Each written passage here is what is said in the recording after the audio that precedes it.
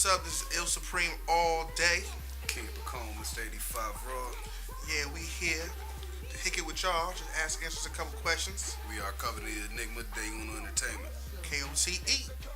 Coming at you live and full effect. How do we come up with the name Covenant of the Enigma? Pockets probably say it better than I can. Covenant Enigma, for one, the word covenant, it stands for brotherhood. And since I'm black, I had to change the first letter, so we turned covenant to a K. And then we went to enigma, which means like a paradox or a mystery, because we don't really know where this road is traveling. We traveling on, but at the same time, we going somewhere.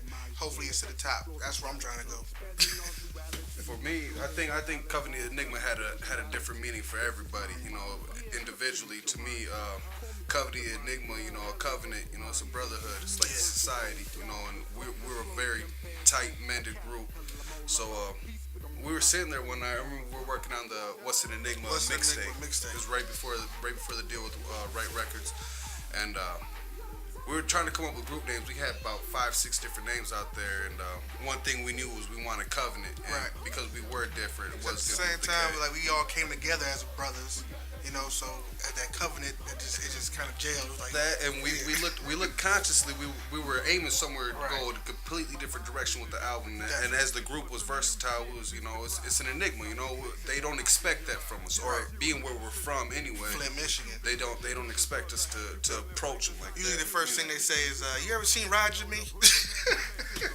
I'd be like, they're like, yeah, from Flint. They'd be like, I'm sorry to hear that. Like, it's a bad thing. If I could describe what type of music I did before we did the Covenant album, I would say I was definitely more what people would call East Coast, more like Wu-Tang type of things, type of style. And I grew up and listened to Biggie Smalls, Tupac Shakur, your Tribe Called Quest, De La Soul.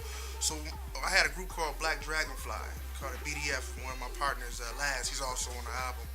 And we used to come up. It's hilarious because he used to make beats, and we really never. He never really could find nobody to make the beats. And I was always like, one day I was like, I'm a hip hop head, but I never really thought I could really rap. I never really took it serious. But one day I was like, hey man, why don't we just rap on the beats? Next thing you know, came up with about 6-7 songs. Started performing them places, and people actually started liking it. And I was like totally digging the vibe and the energy I was getting from doing shows. And it just took off from there. It went to a whole other direction. And then next thing you know, I ran into Tony and Isaac over out. I forgot where exactly he was at, but he was like, "Yeah, man, my brother, he does music, and they play a thing called Day Uno, and they performing down at JB." So next thing you know, we rolled down there. We did a show with them. Next thing you know, it's all history from there. We was in the studio the next week, and we started rocking out that first mixtape, KOTE, Covenant Enigma. What's the name? I think for me, when I got started in it, I started off really young. I was more of a studio rat. I really wasn't into much of the rap music itself, other than the rap music for itself. I really wasn't trying to be a rapper. I was doing my own thing,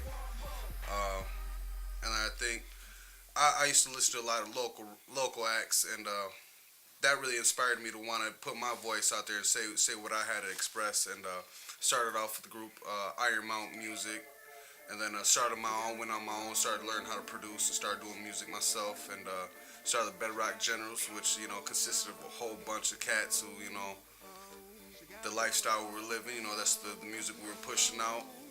And once things got real, you start separating, life from a dream. You start to see where people are going in life, or what they really want.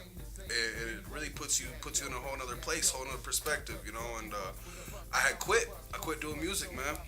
And I moved down to Texas. I was in and I was everywhere. And my cousin Joe got a hold of me and said, "Yeah, I'm promoting. I want to showcase all these Latin artists.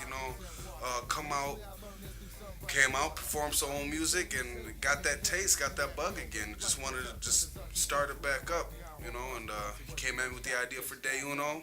Day Uno took off, and I just started meeting people. I was always a solo artist, and we all kind of came together as a collective and just did our thing, and it felt right. So we just ran with it.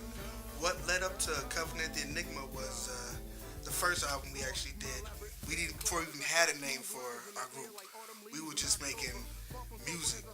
It was pure hip hop. I mean, it was boom bap. It was lyrics. It was style, flavor. Yeah, it was more of bringing out a side of life. It was almost like building a bridge, you know, like taking.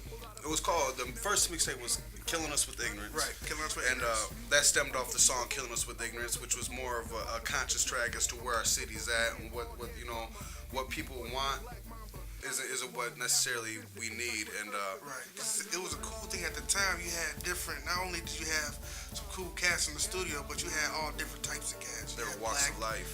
white, Mexican from different sides of town. They could all come together and make music together.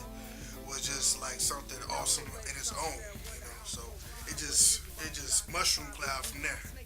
You know, it just took off. Next thing you know, we took it to California. You know, on a hope and a dream. That was an adventure. That was an adventure. Ain't got enough tape on here for me to tell that story. It was plenty.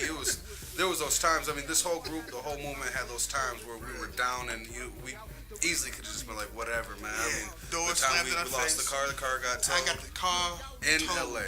LA. Sunset I don't even Strip. know where I'm at. I'm in Sunset Strip. Get the car towed in LA. It's terrible. On a hope and a dream.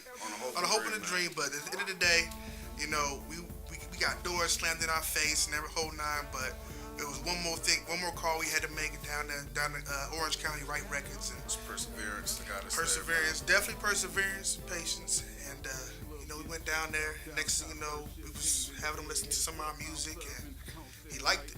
You know, It was, but for him, it was more or less, okay, I understand what you guys are saying, but now give us answers. And I think that's what Enigma was. What's an Enigma was answers. You know, it was giving you life. It was giving you a new focus on hip hop. what we have coming up that's more in store. We have actually we have Paraboard Films working with Miko Clubs. We'll be coming together and coming up with some 2 dope music videos. I can't wait to see. We used three of our songs. 3 of our songs is upcoming film called Pit Bulls. Badass film, and I think the concepts are gonna come down to We pulling out all the stops. We talking cranes and the whole nine. taking it over the top. I mean, nobody independent's doing it like this. Nah, son. Nobody.